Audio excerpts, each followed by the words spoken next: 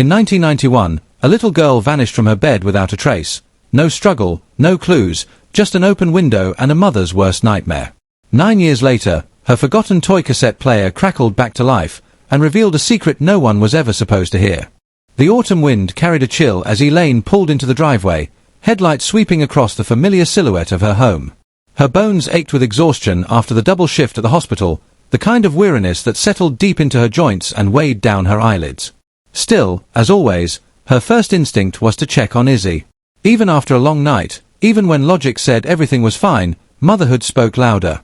The house was quiet. Too quiet. She slipped her keys into the front door, expecting to hear the familiar hum of the heater or maybe the soft sound of cartoons left running on low volume. But only silence greeted her, broken faintly by the whisper of wind. The moment she stepped inside, something felt off. The air was colder than it should have been. Her brow furrowed as she set her bag down and walked toward the hallway. She passed the living room, dark. Charles' workshop door, closed. Odd. He was usually asleep by now, but the house felt emptier than that. Lighter somehow. Hollow. Her steps quickened as she made her way to Izzy's room, the comforting sight of pink walls and glow-in-the-dark butterfly stickers barely registering before her gaze shot straight to the bed, empty. The comforter lay smooth but undisturbed, the kind of neatness that didn't match the way a 5-year-old slept. Her heart thudded once, hard, then twice. Her gaze swung to the window. It was open. Wide open. Cold October air drifted in, making the curtains flutter softly, as if waving at her. Her breath caught in her throat. This wasn't right. She knew, instinctively, before her mind could even form the words. Something was wrong. Something was terribly wrong. "Izzy," she called, her voice brittle with growing dread. No answer. "Izzy," she yelled louder now, rushing to the window, leaning out into the backyard. Darkness stared back, trees swayed, leaves scattered, but no movement. No small figure. No giggle. No sound. Her hands trembled as she turned back, sprinting through the house. "Charles! Charles!" she screamed, searching room to room, her voice shaking harder with each syllable. She tore open the bedroom door, empty. His truck wasn't in the driveway. Where was he? Her mind raced. Maybe Izzy had climbed out. Maybe Charles had taken her somewhere. Maybe, no. Her rational brain fought to hold the pieces together, but her instinct screamed louder, check the yard, check the street. Fumbling fingers dialed 911. My daughter's missing. The window, it's open, she's not in her bed. The words came out rushed, broken, her voice choking on the edge of hysteria. The next hours blurred into a terrible kind of nightmare. Police cars swarmed the street. Neighbors emerged in pajamas and coats, joining the frantic search. Search dogs sniffed through the woods behind the neighborhood. Helicopters circled, their spotlights cutting through the darkness. Flashlights bobbed along the streets and into the trees. Volunteers shouted Izzy's name over and over, as if the sound could pull her back from wherever she was. But nothing came back. Not a sound. Not a footprint. Not a clue. It was as if she had evaporated into the cold October air, leaving behind nothing but the echo of a small, empty bed and a mother's unanswered cries. In the days after Izzy vanished, the world seemed to shrink into a suffocating loop of questions with no answers. Elaine and Charles stood side by side at first, gripping each other like survivors clinging to the wreckage of a capsized ship. But grief has a way of changing people in ways neither could have prepared for. The first week was spent in frantic activity. Search teams combed the woods. Police officers questioned everyone in the neighborhood. Reporters swarmed their lawn like vultures, broadcasting their heartbreak to the entire city. Strangers knocked on their door with theories, leads, and sometimes just hollow condolences that felt more like salt poured into wounds. Each hour brought the same unbearable conclusion. Nothing. Not a clue. Not a trace. By the second week, the flood of support started to fade. Reporters moved on. Neighbors returned to their routines. And in the silence that followed, the reality settled in like a cold fog. Izzy was gone. Really gone. Elaine threw herself into her work at the hospital, picking up double shifts, sometimes triple. Anything to stay busy. Anything to drown out the suffocating silence of a house missing the sound of a child's laughter. Her scrubs became her armor, the beeping of heart monitors and the sterile smell of disinfectant a bitter kind of comfort. At work, she could pretend to be useful. At home, she was just hollow. Charles retreated in the opposite direction. He stopped talking. Stopped showing up for things. His once vibrant love for woodworking became an obsession. The garage transformed into his sanctuary, and his prison. From dawn until midnight, the rhythmic sound of hammering and sawing echoed through the house, a mechanical heartbeat that neither comforted nor soothed. Elaine started to hate that sound. She hated how it reminded her that her husband was just as broken as she was, but breaking in a direction that didn't include her. Conversations dwindled into logistics. Did you pay the power bill? We're out of milk. The lawn needs mowing. But under those hollow sentences lived the real ones neither dared to say. Why didn't you check on her? Why did you forget to lock the window? If you had come home sooner. If I hadn't worked that double shift. The guilt hung between them like poison in the air. They breathed it, swallowed it, choked on it. The first fight started over something stupid. Dinner. Charles had forgotten to buy groceries. Elaine came home after 14 hours on her feet to an empty fridge. Words exploded that neither could take back. Accusations wrapped in exhaustion. Blame disguised as questions. After that, the fights became routine.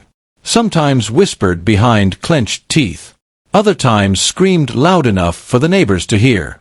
Yet through it all, neither of them said her name. Saying Izzy out loud felt like a spell they were too afraid to cast. Afraid it might summon a grief too large to survive. By the time the divorce papers were signed nearly 9 years later, the house that had once been filled with bedtime stories and Saturday morning pancakes was just drywall and the summer sunlight poured through the windows, but it did little to chase away the heaviness that filled the house. Dust floated in the air, swirling in lazy circles as Elaine knelt by a half-sealed cardboard box. Her fingers trembled slightly as she folded another flap down, pressing the tape dispenser over it with more force than necessary. The rhythmic screech of packing tape was the only sound that accompanied her in a house that once echoed with laughter, bedtime stories, and the chaotic mess of family life. It wasn't her home anymore. Not really. Not since the day the papers were signed. A decade ago, she never would have imagined this moment. Sealing her life into boxes, her marriage reduced to packing lists and division of property. She had thought they would grow old together in this house. Thought that grief, no matter how suffocating, wouldn't be enough to undo vows made in hope. But she had been wrong. Grief wasn't just a weight. It was a wedge. And over the years, it had driven them so far apart that they could no longer see each other across the chasm it created. Charles worked quietly beside her. They didn't speak much these days, but there was a mechanical sort of rhythm between them, the muscle memory of 15 years spent navigating life together. He carefully secured another box, his movements neat, precise, the way he always did everything. Even now, after all the arguments, the accusations, the icy silences that filled every corner of their shared space, there was still familiarity. A strange, ghostly comfort in the way they worked side by side one final time. Elaine pushed a box toward him. Inside were her nursing uniforms, her old textbooks, and the stethoscope Charles had bought her when she graduated. He nodded silently, lifting it with ease. His arms were still strong, carpenter's arms, even at 45. For a brief second, she caught herself watching him, remembering a time when those same hands built cribs and kitchen shelves, when their life felt solid, certain, filled with possibility. She quickly looked away. Her gaze landed on the box near the corner of the living room. Labeled in Charles's neat block letters, Izzy's favorites. The words made her chest tighten until it hurt to breathe. That box felt heavier than anything else in the room. It didn't matter that it was filled with dolls, stuffed animals, tiny clothes that no longer had an owner. It carried the weight of absence. Of a little girl frozen in time, permanently 5 years old in memory, while the rest of the world grew older without her. Elaine stood, brushing dust from her jeans. "I think I'll visit her room," she said quietly, avoiding Charles's eyes. "One last time." He paused, then nodded. "Of course. I'll finish loading these." Her feet felt like lead as she climbed the stairs.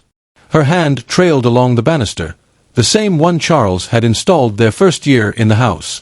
Every step, every creak of the floorboard, felt heavier now. A house could hold memories like fingerprints on glass, and no amount of time could wipe them away. Izzy's room stood exactly as it had been that night 9 years ago. The pink walls, hand-painted with butterflies. The small white dresser with stickers peeling at the corners.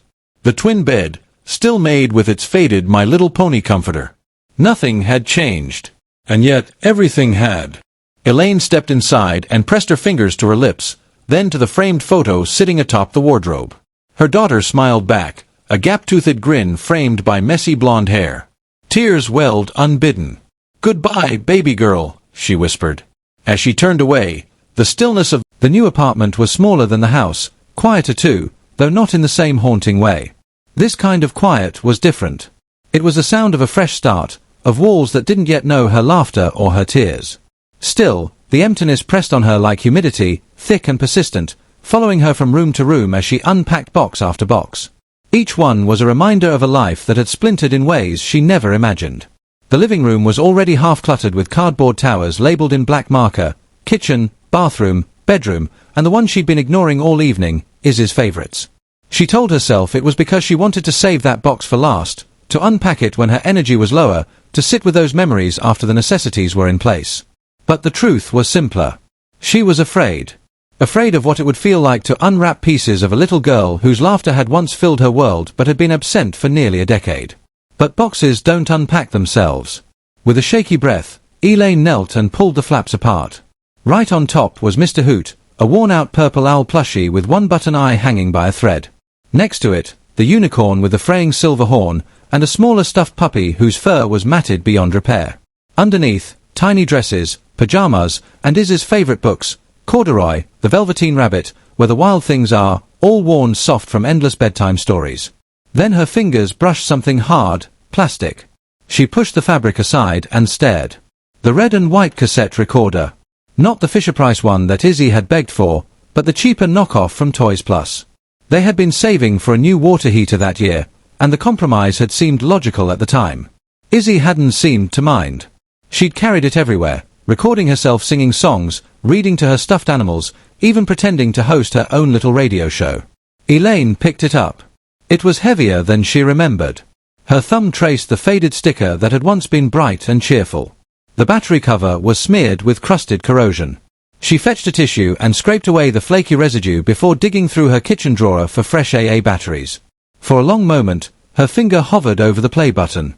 Part of her hesitated, afraid that the tape inside might be blank, or worse, broken. Or maybe she was afraid of hearing her daughter's voice again, so sudden, so raw, after all these years. A voice captured in time, untouched by everything that had happened since. Her thumb pressed down. The mechanical click sounded louder than it should have in the empty apartment. Static filled the air, loud, crackling, hollow. Then a pause. And then, testing, testing. This is Isabella Marie Rhodes, and I'm 5 years old. Elaine's breath caught. Her hand flew to her mouth, as if trying to hold in a sob that was already halfway out. Her knees pulled up beneath her as if her body instinctively needed to fold in on itself. It was her. That sweet, high-pitched voice. Her daughter's voice. Bright. Innocent. Oblivious to the cruel years that would follow. "I saw a butterfly today," Izzy continued, giggling slightly. "It was purple and blue. I think it was magic." Tears streamed down Elaine's face, unbidden and unstoppable. Her throat tightened to the point that breathing felt impossible. It had been so long. Too long. The recording continued, Izzy chattering about her day, her preschool friends, how Daddy promised to take her to the toy store if she cleaned her room. For a moment, Elaine almost smiled. The ghost of a memory wrapping itself around her like a familiar blanket. Then something else. A shift in the background noise. Footsteps. A voice, deeper, male. "Izzy, come to the princess room when you're done. Remember what I promised." Charles. Elaine blinked, her heart stuttering. Princess room. Her breath hitched. Her hands trembled as she rewound it. Hit play again. "Izzy, come to the princess room when you're done. Remember what I promised." The tone wasn't harsh, it was coaxing. Almost sing-song. But there was something strange in it, something that didn't fit. Elaine stared at the recorder, suddenly cold despite the summer heat. Princess room. What the hell was the princess room? The words replayed in her mind long after the recorder fell silent, looping endlessly, twisting tighter around her chest with every pass. "Izzy, come to the princess room when you're done. Remember what I promised." The sound of Charles's voice, so familiar, so ordinary, felt suddenly foreign, warped into something that didn't belong. Her hands gripped the edges of the recorder, knuckles pale against the plastic. Her breathing was shallow, tight, like the air itself had thinned around her. Princess room.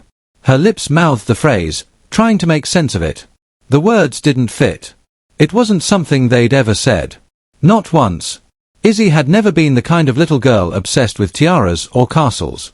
She was the girl who loved dragons, who pretended to be a veterinarian to her stuffed animals, who spent hours building forts out of couch cushions and claiming she was a knight.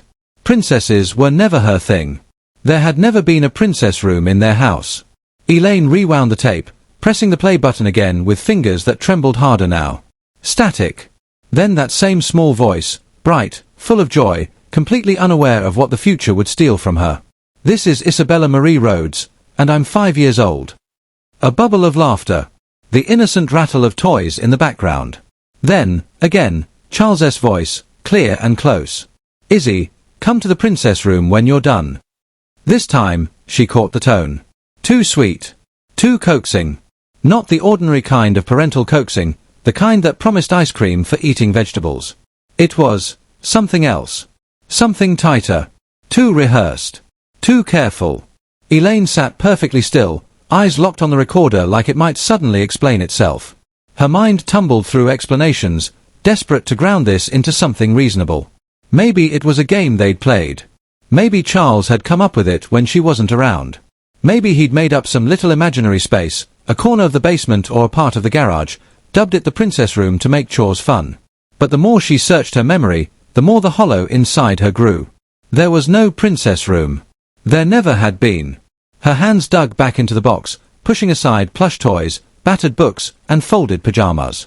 Maybe there was something else, some clue, some matching thread to tie it all together. But the box yielded nothing except more remnants of a little girl frozen in time. She sat back on her heels, mind racing, heart pounding so loudly it filled her ears. The strangeness of it lodged deep inside her, like a thorn she couldn't quite dig out.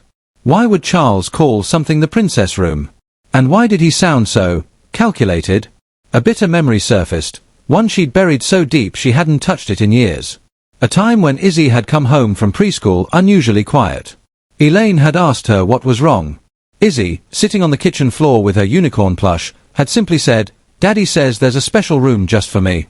But I don't like it. It smells funny." Elaine had pressed, but Izzy brushed it off, distracted by cartoons, too young to put her discomfort into words. At the time, Elaine had assumed it was the garage, Charles's dusty workshop full of sawdust and varnish, where he sometimes tried to get Izzy interested in woodworking. She'd dismissed it. Now her stomach twisted. No. No, no, no. The phrase reverberated louder in her skull, the princess room. And the way Charles had said it didn't feel innocent. It felt practiced. Like something he'd said many times before. Her gaze drifted toward the window, where the last of the daylight was fading behind rooftops. For the first time since she'd left that house, the thought crept in, unwelcome but undeniable. What if Izzy had never left it? The phone rang longer than it should have before Charles finally answered, his voice sounding tight but composed.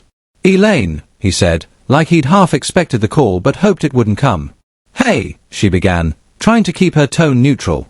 "I think I left my nursing license paperwork at the house. I need it for my shift tonight." There was a brief pause on the line, the kind that wasn't long enough to be suspicious but just enough to register. "Oh," Charles responded quickly. "Yeah, sure. No problem. But I'm actually heading out right now. Grief therapy. You know it's Tuesdays." Elaine swallowed. Right. Tuesdays. Every Tuesday for the last 5 years, like clockwork. Grief group had been one of the few constants in his life since the day Izzy disappeared. Still, something about his voice felt off. Slightly rushed. A little too rehearsed. "Do you mind if I let myself in?" she asked. "I still have the key." "Yeah, that's fine," he replied a little too quickly. "You know where everything is. Just make sure you lock up when you leave." "Of course. Thanks. Good luck with your shift." The call ended, leaving an uncomfortable silence that felt heavier than it should have. Elaine set the phone down, staring at it for a moment, unable to shake the feeling that something wasn't right. But she forced herself up, grabbed her keys, and made the familiar drive back to the house that wasn't hers anymore. The house looked exactly the same as it had just days earlier when she'd packed the last of her belongings. The same front steps, the same sagging gutters that Charles had always promised to fix but never did. But now, in the dimming daylight, it felt different. Less like home. More like a stranger's house she happened to have keys for. She pushed open the front door, stepped inside, and was immediately met with the hollow echo of her own footsteps. Even though most of the furniture was still there, the house felt abandoned. Like something essential had drained out of it. She headed straight for the bedroom. Her filing cabinet had always stood in the corner, second drawer from the top, where all the important documents lived. And just as she remembered, there it was. The manila folder marked licenses. Right where it was supposed to be. Her fingers trembled slightly as she flipped it open and confirmed everything was still inside. As she turned to leave the room, the phone rang downstairs. Instinct made her move toward it before she stopped herself. Not her house. Not her phone. She had no right to answer. Then the answering machine clicked on, filling the silent house with Charles' recorded voice.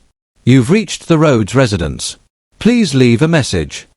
A woman's voice followed, warm but tinged with concern. "Charles, this is Linda from Group. I've left you 3 messages already. I really need you to call me back. You've missed 3 weeks now.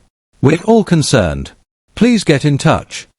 Elaine's body went still, her breath caught somewhere between her lungs and her throat. 3 weeks. 3 missed sessions. But he'd just told her he was heading there. Right now. The chill that crept up her spine was cold and immediate. She didn't move for a long moment, staring at the phone like it might offer her some other explanation.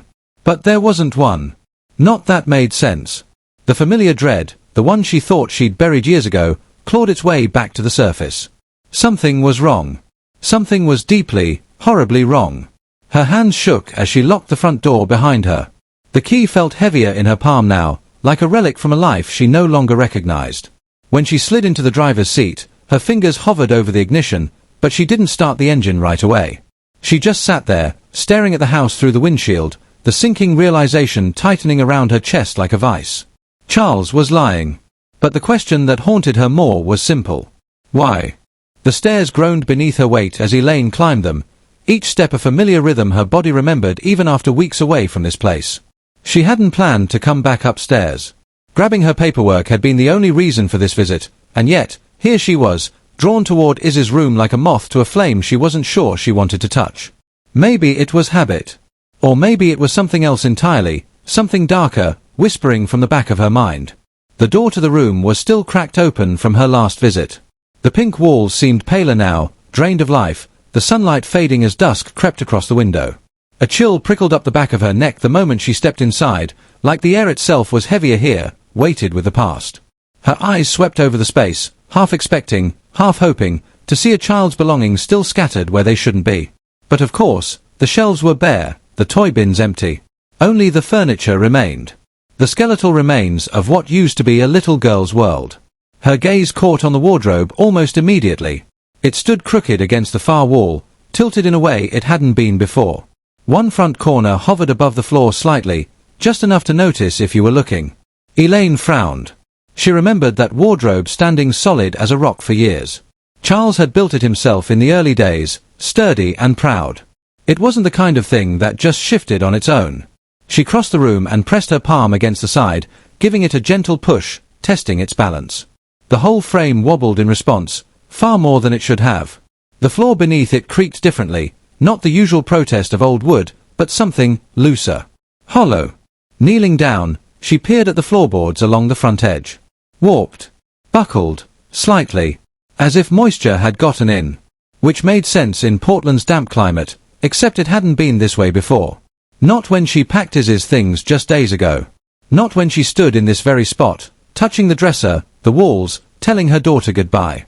Elaine braced herself and pulled the wardrobe slightly forward. It shifted easily, unnaturally so, scraping across the wood with a sound that raised the hairs on her arms. Beneath it, the floor sagged downward just a hair more than it should. The boards weren't flush with the subfloor. A tiny gap revealed a sliver of darkness beneath. Her stomach tightened. It could be nothing. Warped boards, an old house settling.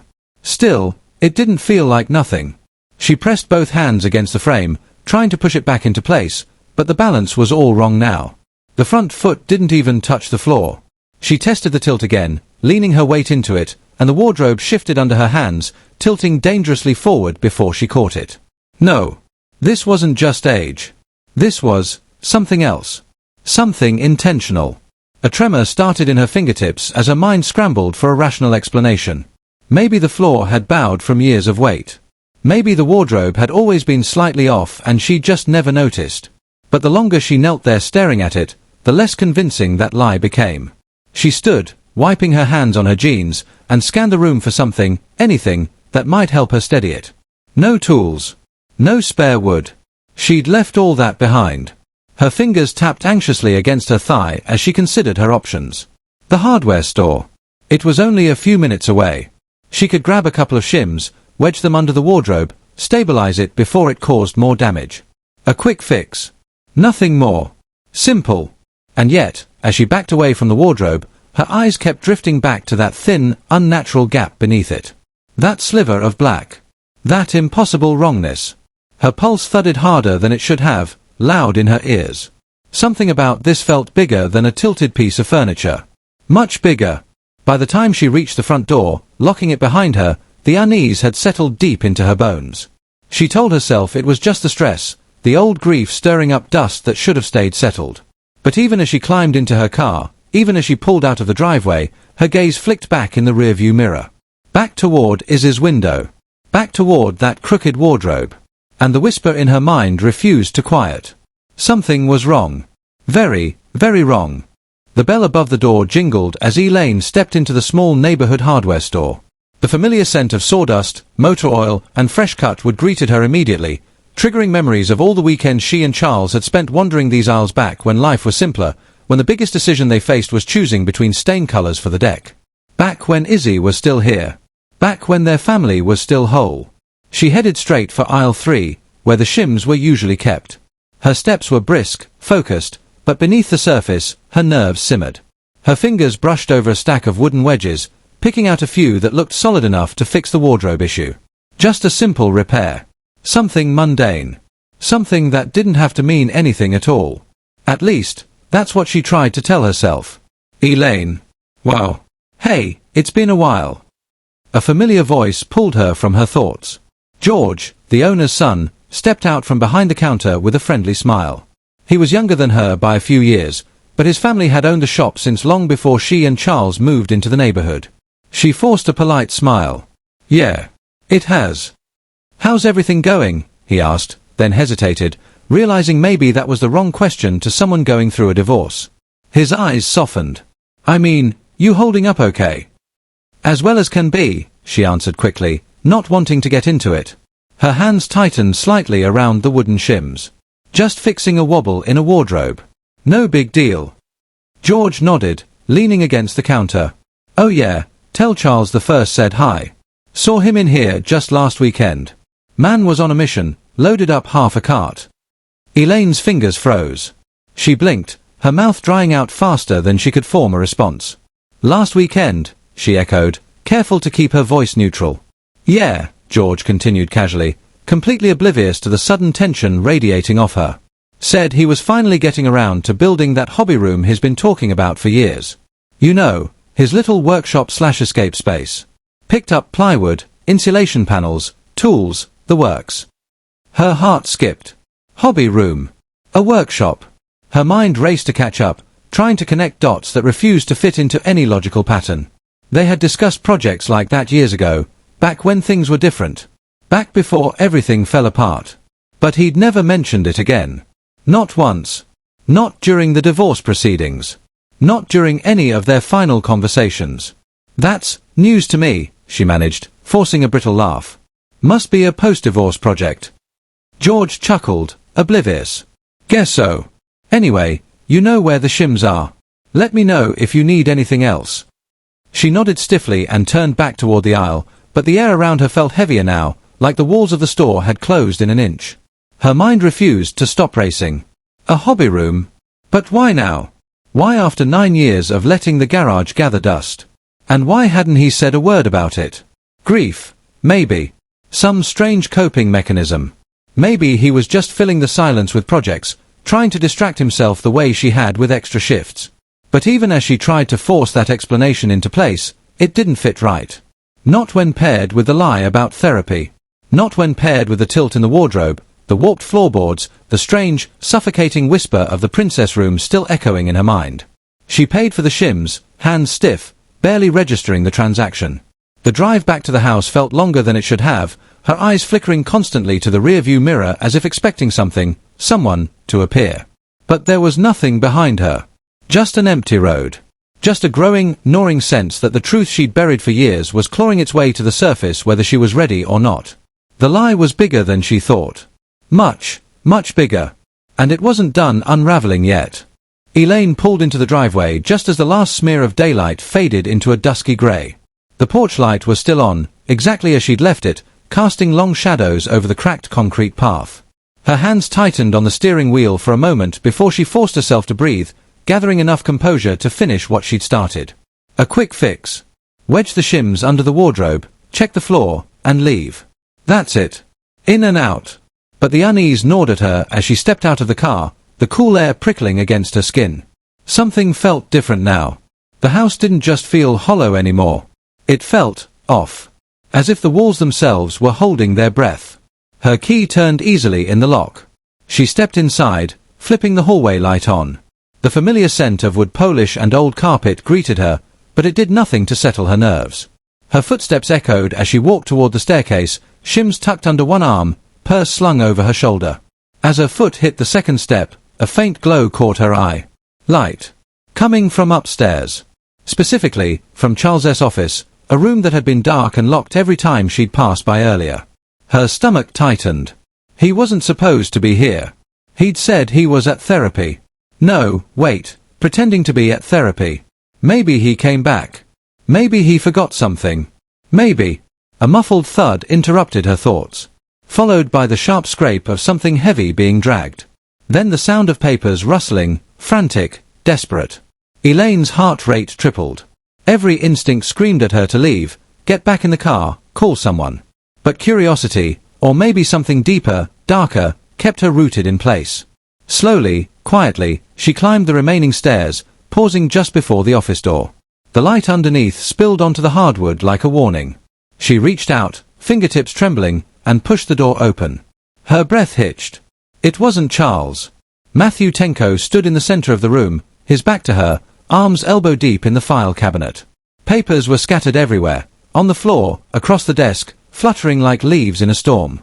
His usually neat hair was wild, sticking up in sweaty clumps. His shirt, half untucked, was stained with something dark, maybe oil or sweat. The sour stench of alcohol mixed with the sharp tang of panic hit her like a wall. He spun around at the sound of the door, and for a split second, their eyes locked. His pupils were blown wide, black and glossy, swallowing the whites of his eyes. His face was pale, drawn tight, like a man unraveling at the seams. Matthew! Her voice cracked. What are you doing? He blinked rapidly, as if her presence hadn't even registered until that very moment.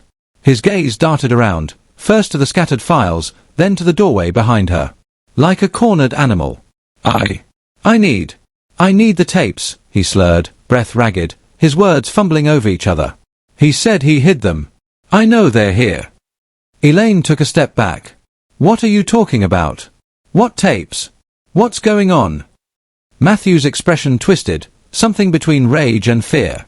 You shouldn't be here, he hissed, running a hand through his hair, leaving it even messier. Nobody should be here. Not tonight. Her mouth went dry. The air seemed to thin.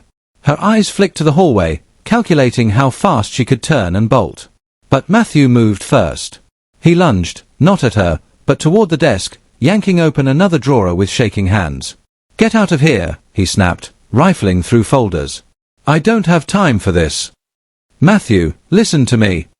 I said get out, he roared, slamming a fist against the desk so hard that picture frames toppled. His chest heaved, sweat dripping from his temple. For a terrifying second, he stared at her like he was deciding something. Something awful. Elaine's hands curled into fists at her sides, forcing her voice to steady. If you don't leave, I'm calling the police. Matthew's eyes narrowed. No. No cops. No. You don't understand. His hands trembled, rummaging faster, more frantically. If he finds out I was here, if he finds out I know, he'll kill me. Her stomach dropped. Who? Charles. His jaw clenched. You don't know, do you? You really don't know. His voice softened into something almost pitying. God. Then his expression snapped back to panic as if a timer had gone off in his head. He shoved a drawer shut, kicking over a stack of boxes, scattering their contents everywhere. Elaine stumbled back toward the door, her voice finally rising into a shout. Get out, Matthew. Right now. But before she could even finish the sentence, he bolted, pushing past her, nearly knocking her sideways as he tore down the hallway and thundered down the stairs. The front door slammed a second later, rattling the walls. Elaine stood frozen in the doorway, her own pulse pounding in her ears, staring at the mess he'd left behind. Her fingers trembled as she reached for the phone on the desk. Something was wrong. More wrong than she'd ever imagined. And whatever it was so much bigger than she was ready to face. Elaine's hand trembled as it hovered over the phone. Her fingers brushed the receiver, pulse pounding so hard it drowned out every rational thought. She needed to call the police. Needed to get help before whatever was unraveling completely swallowed her whole. But before she could lift the phone off the cradle, a shadow moved fast behind her. A sharp yank. Fingers like iron clamped around her wrist, wrenching her away from the desk. The phone tumbled to the floor, clattering uselessly against the hardwood. Don't! Matthew's voice was jagged, frantic, barely human. His breath reeked of alcohol and something sour, his eyes wide with the kind of desperation that came when a person had nothing left to lose. No cops. No. No. No. You don't know what you're doing. Let me go. Elaine twisted, slamming her free hand against his shoulder, trying to shove him back, but he was stronger than she expected. His fingers bit into her skin, his grip bruising, wild. I have to find them, he snarled, yanking her arm harder, sending her stumbling into the dresser. Her hip struck the corner, pain flaring white-hot. Before he knows I was here. What are you even talking about? She gasped, struggling, shoving at him with everything she had. Get off me. Matthew's face was a blur of sweat, panic, and something deeper, something terrifying. You don't understand. None of you ever understood. He lied to all of us. Her knee connected with his shin, not hard enough to drop him but enough to make him stumble. She twisted free for a split second, reaching again for the phone. Her fingers closed around the receiver just as Matthew lunged. They crashed into each other, falling sideways. The impact sent them both slamming into the wardrobe. For one breathless moment, the massive wooden frame wobbled on its unstable footing. Then it tilted. The entire weight of it leaned forward. Elaine scrambled away, gasping, as the wardrobe tipped with a sickening groan. It hit the floor with a thunderous crash. Wood splintered. The sound echoed through the room, followed immediately by a loud crack, floorboards snapping apart beneath the collapsed frame. Dust exploded into the air. Where the wardrobe once stood, there was now a jagged hole in the floor. Elaine's eyes widened as the dust cleared, revealing not just broken boards, but a trapdoor, an actual door built into the floor. And beneath it, a hollow cavity. Inside, half exposed and spilling outward from the broken hatch, were boxes. Cardboard boxes. Dozens of them. Matthew saw it at the same time she did. His entire body shifted, snapping from chaotic panic to laser-focused greed. With a guttural noise, he dropped to his knees, clawing at the boxes like a man possessed. He tore one open, revealing rows of VHS tapes, some labeled in black marker. Elaine caught the word scrawled on the first visible label, Princess Room Volume 47. Her stomach lurched. No, she whispered, horror creeping up her spine like ice. What is this? Matthew didn't answer. He shoved tapes into his jacket, into a ragged duffel bag he yanked from under the broken boards. His hands moved frantically, shaking, wild. Stop! What are you doing? Elaine lunged forward, grabbing at his shoulder. Stop it! Matthew swung an elbow back, catching her in the ribs, knocking her sideways onto the floor. Pain exploded through her side, stealing her breath. She gasped, clutching her ribs as she watched him scoop up handfuls of tapes, shoving them into his bag with no care for what fell, what broke. This is mine, he shouted, breathless, wild-eyed. I found it first. I found it. She tried to rise, but he was faster. He shoved past her, nearly trampling her fingers as he scrambled for the door. The weight of the bag made him stumble, but he didn't stop. His boots thundered down the stairs. "Stop! I'm calling the police!" Elaine shouted after him, her voice hoarse, broken. The front door slammed so hard it rattled the walls. Through the window, she saw him sprinting toward his truck, still clutching the bag. He didn't even look back. Elaine lay on the floor for a moment, gasping, clutching her side, the pain in her body nothing compared to the horror rising in her chest.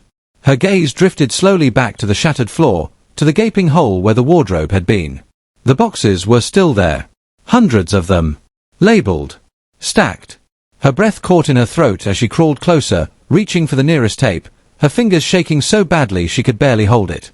The label stared back at her like a curse. Princess Room, Volume 89. Her vision blurred as the truth began to claw its way into her consciousness.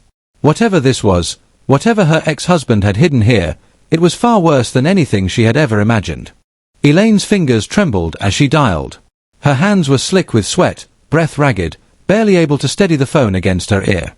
Every second felt like it stretched forever as the dial tone buzzed, and then, finally, a voice answered. 911, what's your emergency? She swallowed hard, her voice cracking as she forced the words out. There's been a break-in. Someone attacked me. He stole things. But there's more. You need to send someone. Please. You need to come. Right now. The dispatcher asked for the address, for details, but the words spilled out faster than her mind could control. Her gaze stayed locked on the gaping hole in the floor, on the stacks of cardboard boxes, on the labels that stared back at her like cruel, grinning mouths. Officers are on the way. Stay on the line with me. Her lips moved, answering mechanically, but her brain wasn't listening anymore. Her eyes were stuck, frozen on the nearest tape. The words written in black marker were simple. Innocent on their own. But together, they twisted into something monstrous. Princess Room, Volume 47. Her hands shook harder as she picked it up. Another beside it read Volume 23. Another, Volume 108. On and on. Dozens. No, hundreds. Some faded from age, some crisp like they were made yesterday. Her body couldn't seem to decide if it was cold or burning.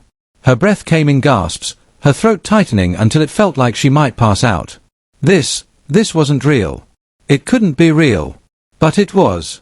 The sound of sirens grew louder in the distance, growing closer, splitting through the quiet night until red and blue lights splashed against the walls. Elaine barely noticed the pounding at the front door before it burst open, uniformed officers flooding inside with sharp, efficient movements. Are you all right? An officer knelt beside her, checking her for injuries while another swept the room, hand resting on his holster. Her mouth opened, but no sound came.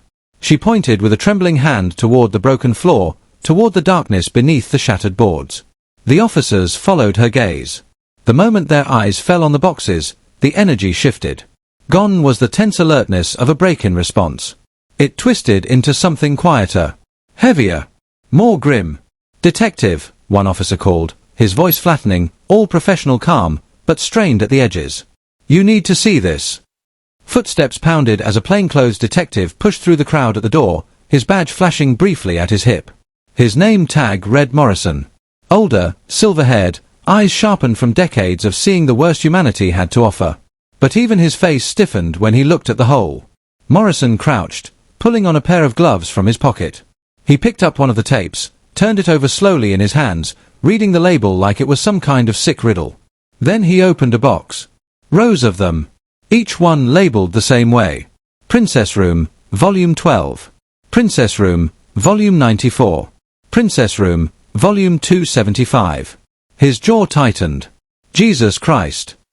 Elaine knelt back, hands clutching her arms as if holding herself together was the only thing keeping her upright. Her voice was barely above a whisper. It wasn't just Izzy, was it? Her throat closed. It was never just about Izzy.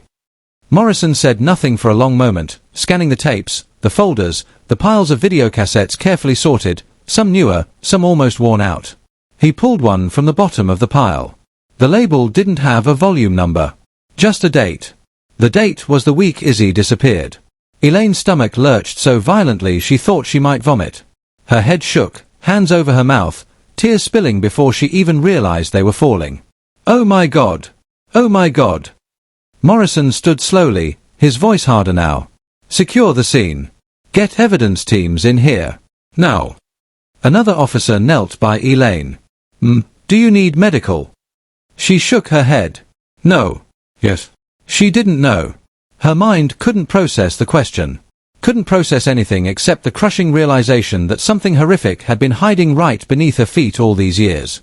Morrison stepped toward her, his voice softer but still edged with steel. Mrs. Rhodes. I need to ask. Has anyone been in this room since the wardrobe fell? Her lips parted, but her voice barely came out. Matthew Tenko.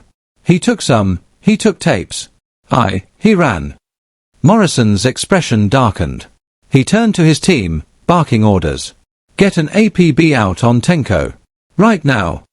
Elaine sat there, frozen, staring into the gaping hole in the floor, realizing with every passing second that whatever she thought she knew about the nightmare that had stolen her daughter was only the beginning. Detective Morrison stood in front of the television, arms folded tightly across his chest, his face carved from stone. The tech officer beside him fiddled with the VHS player, his gloved hand steady, but there was a tension in his movements that betrayed the dread simmering under the surface. Elaine sat stiffly on the couch, hands clasped in her lap so tightly that her knuckles blanched white. Her stomach churned as if her body already knew that whatever was about to appear on that screen could never be unseen. The TV flickered to life with a blue screen. The machine clicked as the tape slid into place, the mechanical hum filling the suffocating silence of the room. Morrison glanced down at the tape in his hand one last time. Princess Room, Volume 47.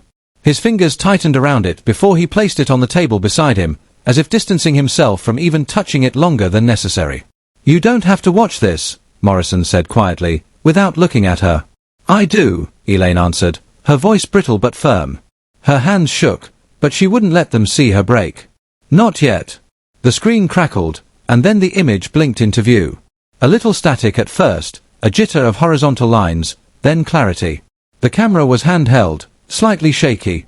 It opened on a shot of the living room, her living room. The sight of it felt like a physical punch. Everything was there exactly as it had been years ago.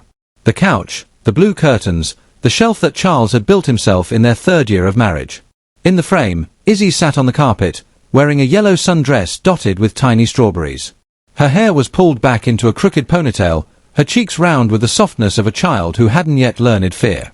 She was laughing. Completely carefree. Her tiny hands pushed toy blocks into a lopsided tower as she chatted to the person behind the camera. Look, Daddy, it's a castle.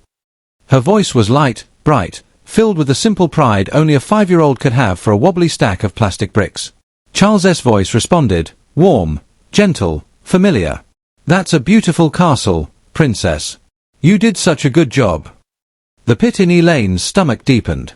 The sound of his voice, that voice, had always meant safety to her. Partnership. Love.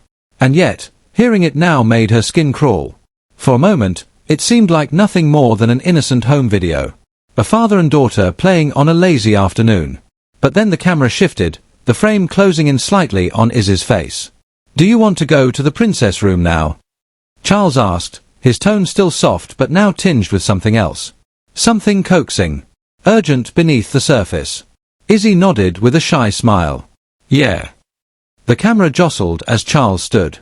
The screen tilted wildly for a moment before righting itself. Footsteps echoed as he led Izzy down the hallway. Past the kitchen. Past the laundry room. Toward the basement door. Elaine's breath caught as she watched Charles reach for the doorknob. That door had always been locked. Always. He used to tell her it was for safety, to keep Izzy away from his tools. Now, that excuse hollowed out into something far darker. The screen jolted again as the camera descended the wooden steps. A dull yellow bulb flickered on, illuminating the unfinished basement. But then, something shifted. A door came into frame. A door that had never been there. Painted soft pink, trimmed in white, decorated with stickers, crowns, butterflies, glittering stars. The words Princess Room were scrawled in childish bubble letters above it. Elaine's fingernails dug into her thighs. Her body went rigid, unable to look away. The door opened.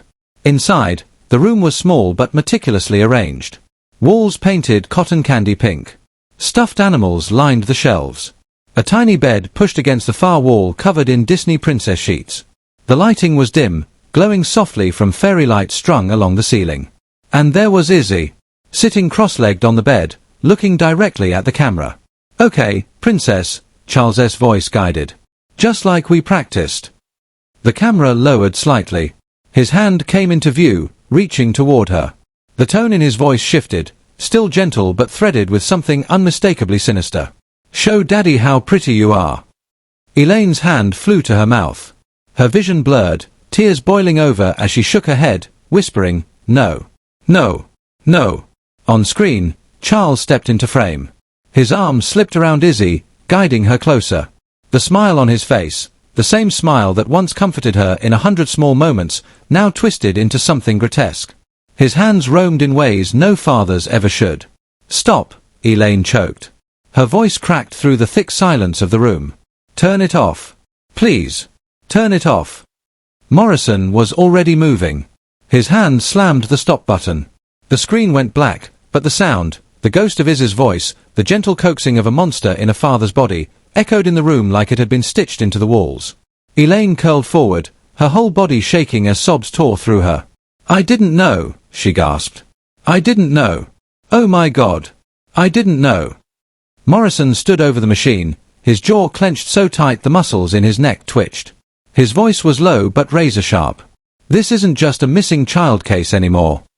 And Elaine knew, deep in her bones, that the nightmare she thought she'd lived for the past 9 years was only the shadow of the real horror that had been waiting, festering just beneath the surface. The basement felt colder than it ever had, even though the summer air outside was still thick and heavy. The cement walls seemed to breathe out a chill that clung to Elaine's skin, sinking deep into her bones. Detective Morrison stood near the workbench, barking quiet orders to his team, his face grim but focused, eyes sharp as they scanned every surface, every crack, every shadow. The officers moved methodically. One tapped along the walls with a rubber mallet, listening for hollow sounds.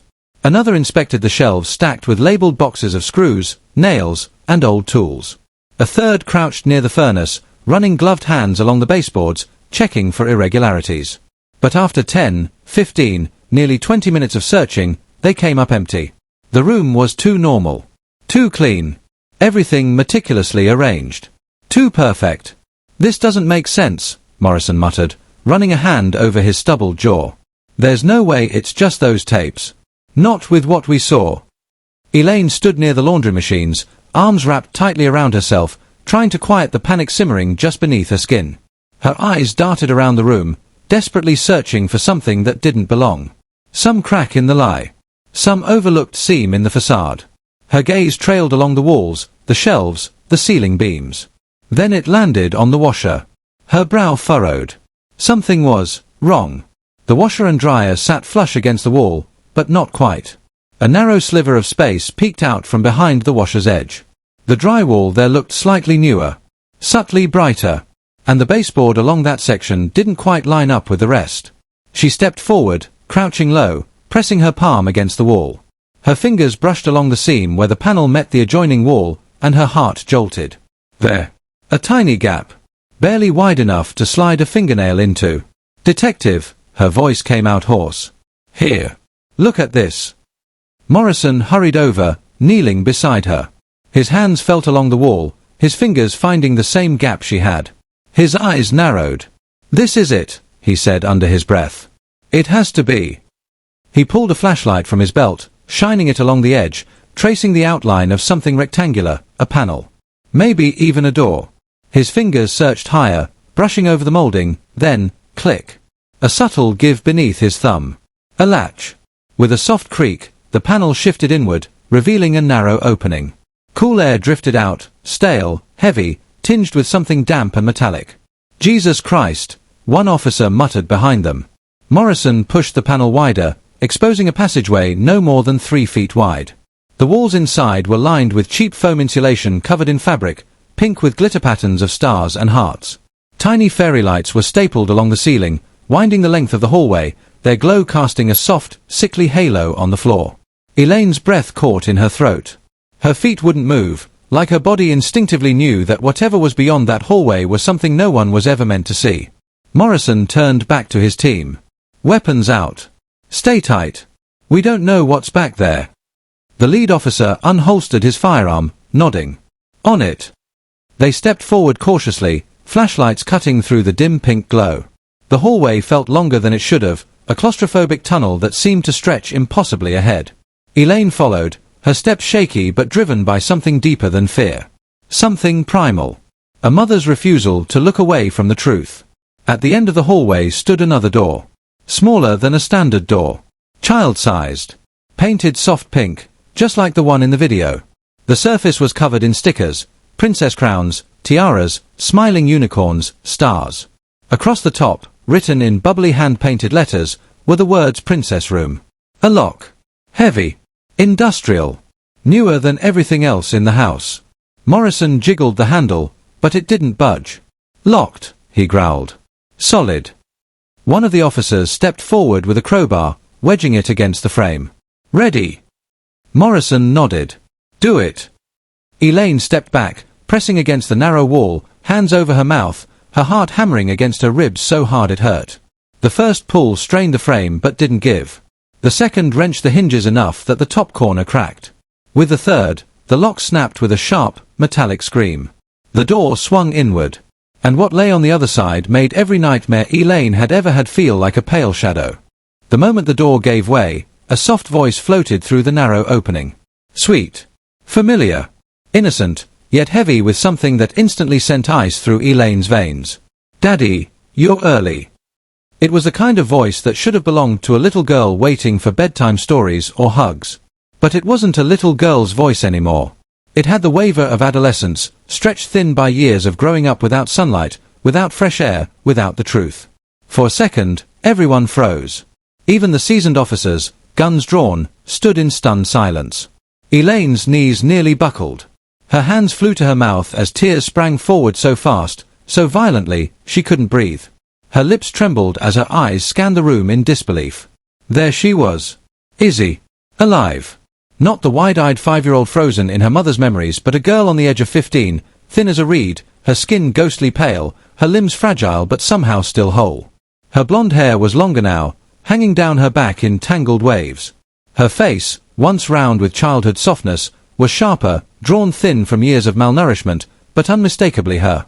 She stood at the far wall, pressed flat against it, trembling.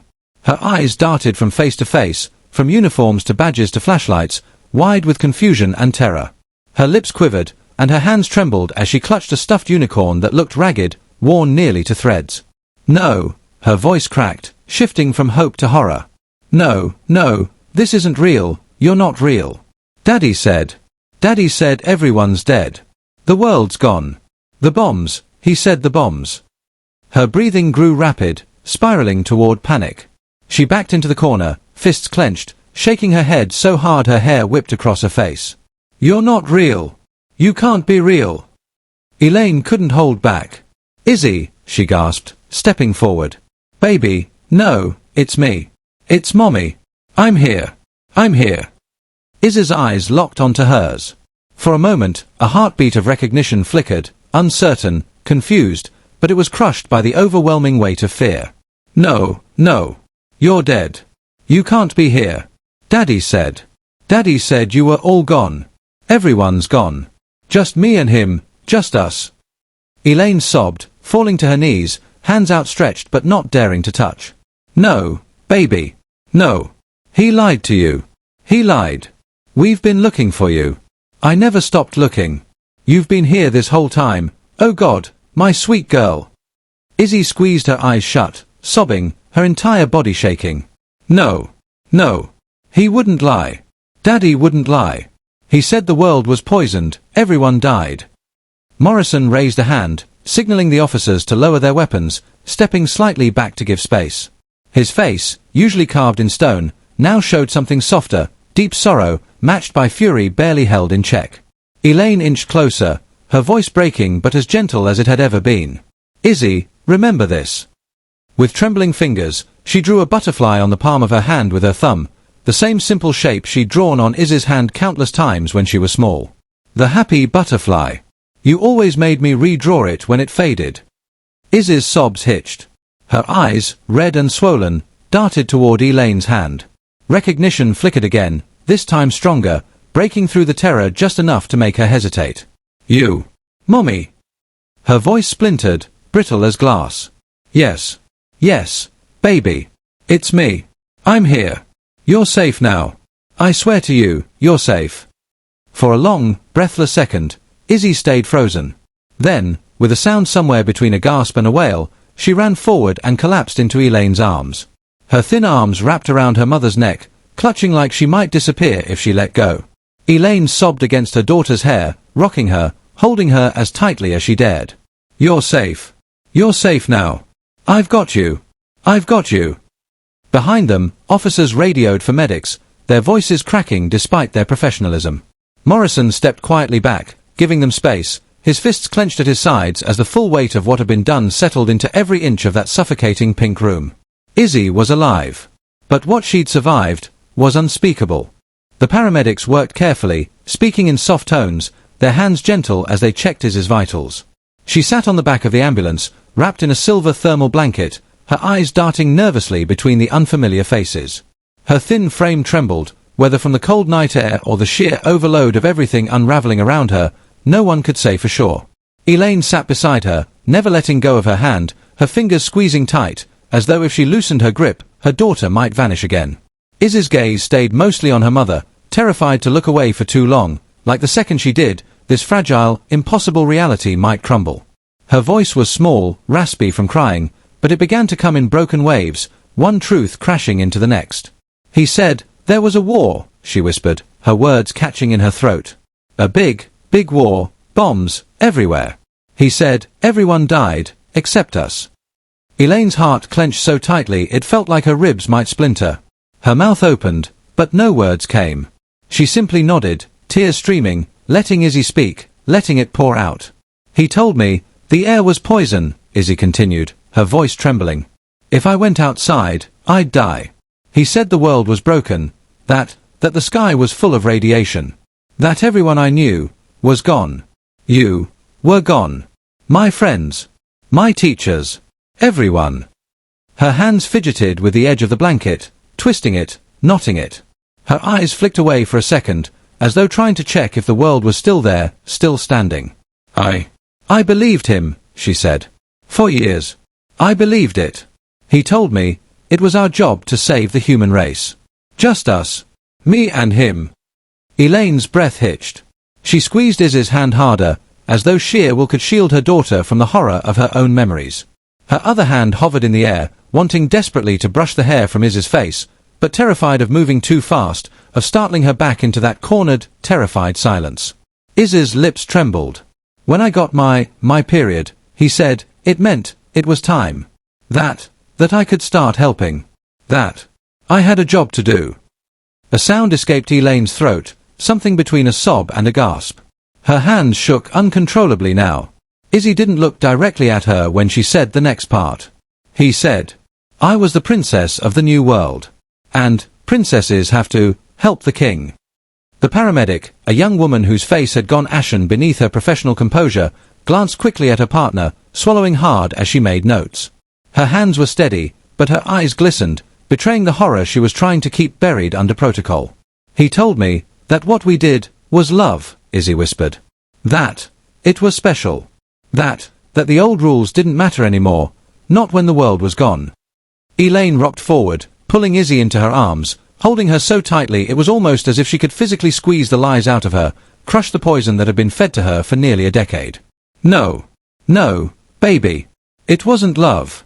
None of that was right," Elaine sobbed. He lied about everything." Izzy buried her face in her mother's shoulder, her body shaking, the dam breaking as years of held-back confusion and pain spilled forward. I thought I was helping," she whimpered. "I thought it was what I was supposed to do." Elaine's arms tightened around her. "None of this was your fault. Not 1 second of it. You hear me? Not 1 second." The paramedic crouched beside them, her voice soft but firm. "We need to take her in. Full evaluation. She's stable, but we need to check everything." Elaine nodded, brushing the hair from Izzy's face. "We're going, sweetheart. We're going together. I'm not leaving you. Not ever again." As the ambulance doors closed behind them, the reality of the years stolen from Izzy settled into a suffocating weight. Her innocence wasn't just taken, it had been rewritten, twisted, transformed into something that should never happen to any child. But no matter how dark the truth was, Elaine whispered into her daughter's hair the one thing that she hoped could start to stitch the shattered pieces back together. "You're safe now. I swear, you're safe." The neighborhood on Riverside Drive looked like any other. Perfectly manicured lawns, tidy flowerbeds, and porch lights glowing softly against the gathering night. Families sat inside, oblivious, eating dinner or watching television. The illusion of normalcy was so complete that, if not for the wall of flashing red and blue lights, no one would suspect the darkness festering beneath the surface. Detective Morrison stood at the perimeter, jaw clenched, hands fisted at his sides. Officers moved swiftly, their radios alive with chatter, tactical gear secured, weapons drawn. The second location. Another house. Another mask of suburban normalcy about to be ripped away. "On my count," Morrison ordered. His voice carried the kind of weight that only came from years of experience, years that had still not prepared him for this. 3, 2, 1. The battering ram crashed through the front door with a deafening boom. Shouts followed, "Police! Search warrant!" As officers flooded into the home. The team split like clockwork, some heading upstairs, others down the hall, clearing every corner, every closet. And there, in the living room, sat a group of men. 8 in total. A folding table cluttered with soda cans and takeout containers sat in the middle of the room, along with 2 laptops and an array of external hard drives. A large flat-screen TV displayed a paused video. The image frozen on the screen was enough to curdle the blood of even the most seasoned officer. Small hands, tiny feet, a pastel room decorated with stars and hearts. None of the men moved at first. For a moment, it was as if the raid hadn't even registered. They stared, slack-jawed, stunned. Then chaos erupted. One lunged for the back door. Another made a mad dash toward the stairs. But there was nowhere to run. Within seconds, officers had them pinned, face down, wrists twisted behind their backs, handcuffs snapping shut one after another. Among them, Charles Rhodes sat against the far wall. Calm. Unflinching. His head tilted slightly as though assessing the situation like a man watching someone else's misfortune. No panic. No fear. Only a cold, hollow stare. Beside him, Matthew Tenko was a wreck, sweat-soaked, jittering, mumbling to himself, eyes darting like a trapped animal. His earlier desperation had turned into something closer to collapse. His face was smeared with streaks of panic, a man who knew the walls had finally closed in. Officers swarmed the house. Doors to the basement were forced open, closets emptied, safes cracked. And behind one false wall in the garage, they found it, the archive. Shelves upon shelves. Thousands of tapes. VHS. DVDs. External hard drives. Labeled. Categorized. Catalogued like some horrific library of unspeakable things. Dates. Names. Titles that made stomachs twist. Princess Room Volume 962. Sleepover Game. New Angel, May 1998. The magnitude hit everyone in the room like a tidal wave. This wasn't just Charles. This wasn't just one man's depravity hidden beneath a basement floor. This was a network. A fellowship, as they called themselves. The Family Sanctum Fellowship. A child exploitation ring buried in plain sight for years, passing tapes, trading footage, feeding on the unspeakable. Morrison's throat burned. His fists tightened. "Get them out of here," he barked. Separate vehicles. No contact between them. Officers moved fast, dragging each man out one by one. Matthew sobbed openly now, incoherent. One man, an older one with graying hair, kept muttering, "It's not wrong. It's love. It's family." Over and over, as though if he said it enough, reality might bend to his sickness. As Charles was hauled to his feet, his eyes finally met Morrison's. And for the first time, his calm cracked. A sneer curled his lip. "She was mine," he hissed. "You had no right." Morrison stepped in close, lowering his voice to a lethal whisper. "You're going to die in a cell," he said. "And not soon enough." Inside the house, crime scene technicians continued their grim work, hauling box after box of evidence out into the night. Neighbors gathered behind the yellow tape, confused, murmuring, piecing together what little they could. None of them had suspected. None of them had seen what was growing in the house next door. The monster who smiled at barbecues. Who waved while mowing the lawn. It was a fellowship bound by horror. And now, finally, it was exposed. The walls of the interrogation room were deliberately plain, no windows, no distractions. Just a table, 2 chairs, and the suffocating presence of truth closing in. Detective Morrison sat across from Charles, a man he now saw not as a grieving father or a victim of tragedy, but as the architect of a nightmare more profound than anything he'd encountered in his career. Charles leaned back in his chair, hands cuffed in front of him, the metal gleaming under the fluorescent lights. His posture was relaxed, even casual. There was no trace of panic in his eyes. No regret. Just a cool, unsettling calm, as though this were a business meeting rather than a confession. "So," Morrison began, flipping open the file in front of him, "do you want to explain why we found a hidden room in your basement? Why we found your daughter there?" Charles smiled. Not a nervous smile, not embarrassed. It was small, smug, like someone sharing a private joke. "It wasn't hidden from everyone," he said quietly. "Not from the people who mattered." Morrison's jaw tightened. "Start talking." Charles laced his fingers together, resting them on the table. "I built it right under her mother's nose. Right under everyone's nose. You people, the FBI, the local cops, you all walked through my house, sniffing around, asking questions." His lips curled. "And all the while, she was right beneath your feet. You don't seem particularly sorry about that." "Sorry?" He chuckled. "Sorry for what? For keeping what's mine? I made her. She's my creation. My blood. My responsibility. The world is a filthy, broken place. I saved her from it." Morrison's knuckles whitened where his hand gripped the edge of the table. He forced himself to stay composed. "You locked a 5-year-old child in a basement for 9 years. I raised her," Charles said evenly. "I protected her. I taught her the truth. Out there." He jerked his head toward the door, toward the world beyond the walls. "Out there is where the poison is. The lies. The filth. Not in the sanctuary I built. You told her the world was dead. That everyone she loved was dead. You made her believe that. Because it was dead. For her, it was.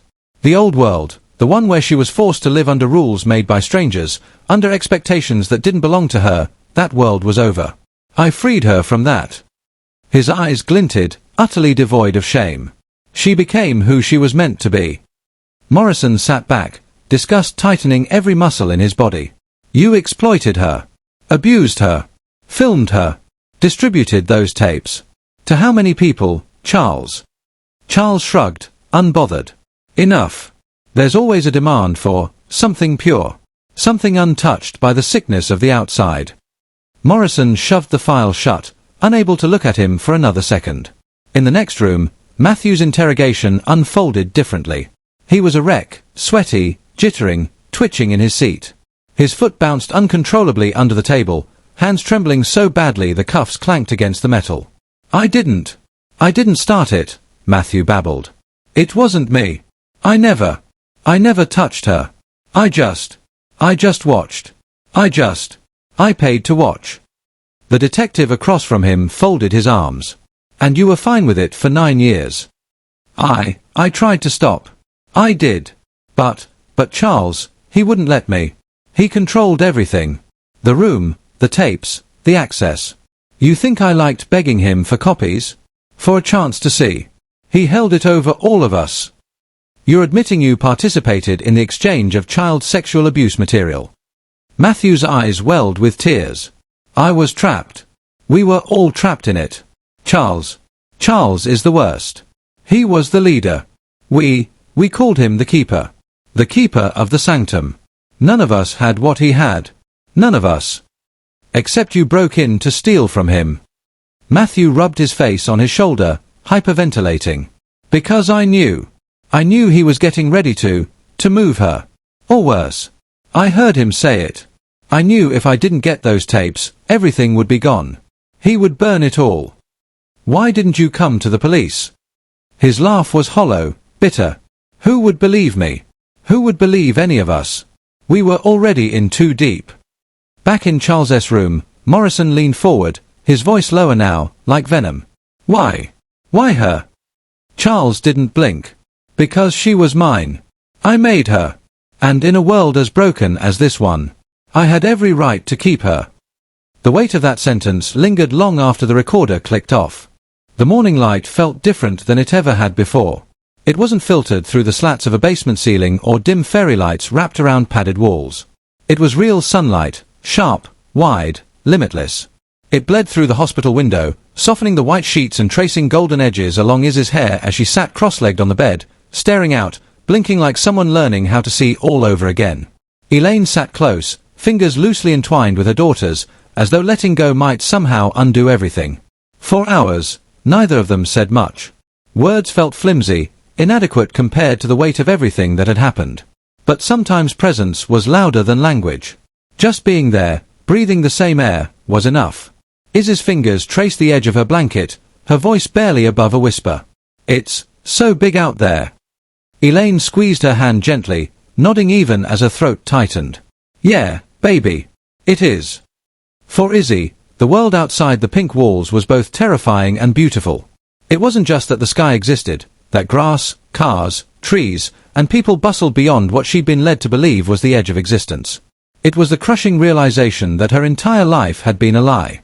Everything her father had told her. The stories of bombs, of poisoned air, of a dead world, all of it. A fiction woven with precision, designed to keep her scared, obedient, and small. The doctors had been kind. Gentle. Their assessments were clinical but laced with care. Malnourishment, muscle atrophy, mild anemia, physical wounds that could be healed with time, food, and sunlight. But the real wounds weren't written in blood or bone. They were deeper. Invisible. Threads of her reality frayed beyond repair. Elaine hadn't left her side. Not for a second. Watching her daughter rediscover the world was equal parts miraculous and devastating. Izzy's questions broke her heart, simple ones, loaded with the weight of stolen years. Are there still butterflies? Do kids go to school together? Is the sky always that blue? Every answer felt like a small stitch in a tapestry neither of them knew how to finish yet. The legal machinery was already grinding forward. Charles had been denied bail, along with every member of the so-called Family Sanctum Fellowship. The DA promised to pursue the maximum penalties, life sentences where possible. The evidence was overwhelming. Thousands of tapes. Thousands of crimes. And Charles's own confession, delivered with the hollow arrogance of a man who truly believed he'd done nothing wrong, would be the nail in his own coffin. But that part wasn't Elaine's focus anymore. Her focus was on the 14-year-old girl sitting in a hospital gown, who still flinched when doors opened too fast, who wasn't yet sure if this world was safe or if it would vanish like smoke the moment she blinked. "You don't have to figure it all out right now," Elaine said softly, brushing a strand of hair from Izzy's face. "We've got time. As much as you need." Izzy glanced at her, uncertainty shadowing her features. Will I ever feel normal?" Elaine's throat clenched. She wanted to say yes, wanted to promise that everything would go back to how it should have been. But honesty was all they had now. "I don't know what normal means anymore," she admitted. "But we'll figure out what our normal looks like. Together." For the first time, a small smile tugged at the corners of Izzy's mouth. Tentative. Fragile. But real. When the hospital finally released her, they walked out together. No basement ceiling. No locked doors. No more fairy lights hiding concrete walls. Just open sky. Just air that smelled of rain and cut grass. The road ahead was long. There would be therapy, years of it. There would be nightmares, setbacks, confusion. There would be moments when the weight of it all might feel like too much. But there would also be birthdays. School dances. Movie nights. Butterflies in gardens. And a mother and daughter who had survived the unimaginable. For the first time in 9 years, Izzy stepped into a world where she was free. And together, they would rebuild. One step at a time.